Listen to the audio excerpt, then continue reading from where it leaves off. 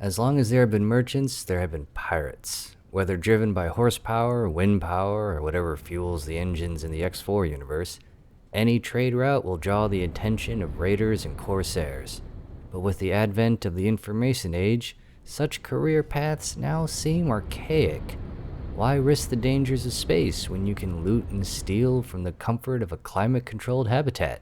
All you need is a computer, a questionable goatee, and most importantly, a pair of hacker shades. With those powers combined, you'll be able to infiltrate and expose vulnerable backdoors, sidestepping any firewalls that an administrator foolishly puts up thinking it will protect them. Well, kind of. Sort of. Not really. Instead, you will be relying on this. In the X4 universe, they are called slicers, but in reality, it's just a flash drive with some malware on it. You can make these at any crafting bench. You can see the required materials here. Traders at a pirate station will sell the materials you need, and sometimes will even have assembled slicers for sale. You can also find them in lockboxes, although the drops are random. Xenon will also have them if you feel like going the aggressive route. That was a one-sided fight, and the Xenon wonder why they never win.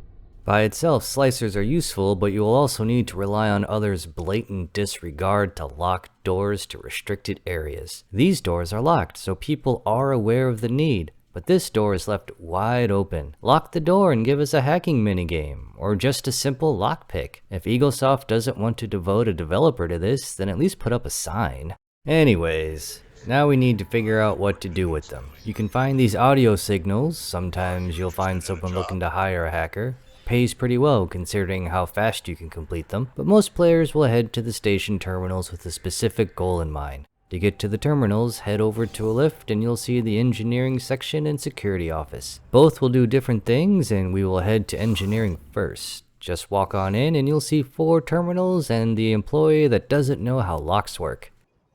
We will start from left to right. First up is the storage system control panel. You can see at the bottom right what type of slicer is needed. This will drop a small percentage of wares in a station's storage. This is before, and this is after the slicer is used. All you need to do now is head over there in your ship and pick up the cargo. That is actually a lot of containers. You're going to need a bigger ship.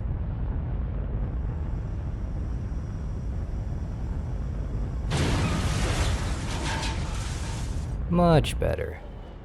Next up is the construction line control panel. This will stop all ships from being made, which is incredibly powerful as a pre-invasion strategy. Of course, this means only use it on a wharf or shipyard. You can see here this is what the logical view normally looks like. You'll know you did the hack if it instead looks like this. The production terminal is much the same, but focuses on trade wares. Same as before, you'll know you've done the hack when the production tab goes from blue to red. If you want to corner a market so that the other factions buy from you, this will be a useful hack to be aware of. Last in engineering is the trade terminal. This will give you a discount to sell and buy orders, discount and commission respectively. If you check the map, you'll see the preferred customer modifier if you have that hack active at a station. If you trade a lot at the same station, you may see value in this, and I mean a lot. An 8% discount means you'll need to trade 6.5 million to get a savings of 520,000 credits, which is about the same as you would get for a single hacker mission. With engineering done, we head over to the security office. In here, you'll also see 4 terminals, as well as a Talati who is also probably causing trouble like we are. First to the left is the security control panel. This will cause the station to stop spawning these police ships, but will not despawn those that are already out on patrol. If you have a station that is a drop-off for illegal goods, it might be worth it. Less police means less chances to get scanned. Next we have the turret control panel. Hacking this will disable all turrets in a station. They will still activate when an enemy is near, but will not acquire a target. Useful if you don't want to get shot, but if destroying them is your goal, then it's not quite the best. Turrets have a lot of shields, so it'll take a while, but luckily we have a hack for that. Which of course will be the shield control panel. With this hack you can strip away most of a station's effective hit points. Even using a single Mark I pulse laser, you can destroy a medium turret before it even knows it's under attack. Just don't attack them head on, as they will shoot back.